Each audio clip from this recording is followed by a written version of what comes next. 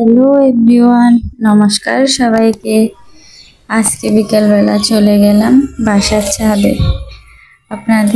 আপনাদের দেখানোর চেষ্টা করব পুজোয় যে আমরা ফুলগুলো ব্যবহার করি, ওই ফুলগুলো আমরা আমার শাশুড়ির লাগানো গাছের ছাদ থেকে নিয়ে আসি সকালবেলা।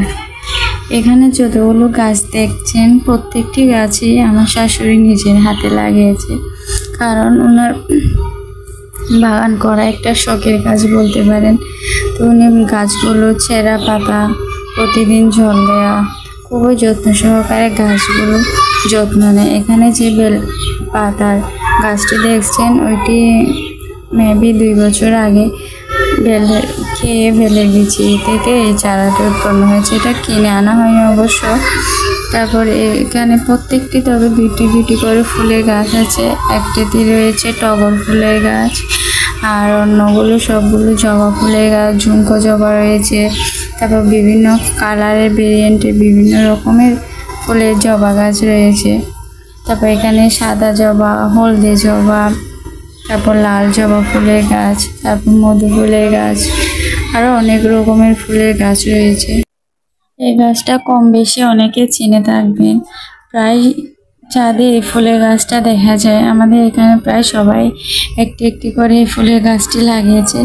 এই ফুলের কালারটা অনেক সুন্দর লাগে। আমার পুজোয় ভগবানকে নিবেদন করলে দেখতে অনেক সুন্দর লাগে। অনেকগুলো ফুল ফোটে এবং সারা বছরই ফুল ফোটে।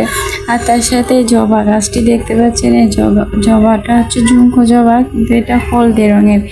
আর কিছুক্ষণ আগে যেটি দেখিয়েছিলাম ওইটি পিঙ্ক, লাইট পিঙ্ক টাইপের ওই ধরনের ফুল। এটার মধ্যে অনেক ভেরিয়েন্ট আছে। তারপর এটা হচ্ছে নাকচাপা গাছেও অনেক ফুল ফুটে প্রতিদিন।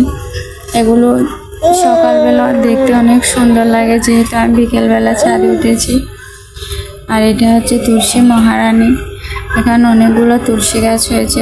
বর্ষায় বৃষ্টি পড়লে অনেকগুলো তুলসী গাছের চারা দেখা যায় আমাদের এখানে। বাগান করা সবার একটা শখেরই কাজ। তো আমার শাশুড়ি প্রায় গাছের যত্ন নেয়। প্রত্যেক সময় একটা নতুন গাছ নিয়ে আসে, প্রত্যেকটা মাসে গাছগুলোর পরিচর্যা করে। এটা হচ্ছে লাল জবা। এটা অবশ্য আমাদের না, এটা আমাদের পাশের বাসার প্রতিবেশী। উনি শখ করে এই জবা ফুলের গাছটি লাগিয়েছিলেন। এটা প্রথম ফুল ফুটেছে ওনার গাছে, তাই এই ফুলের ছবিটি নিয়ে নিলাম।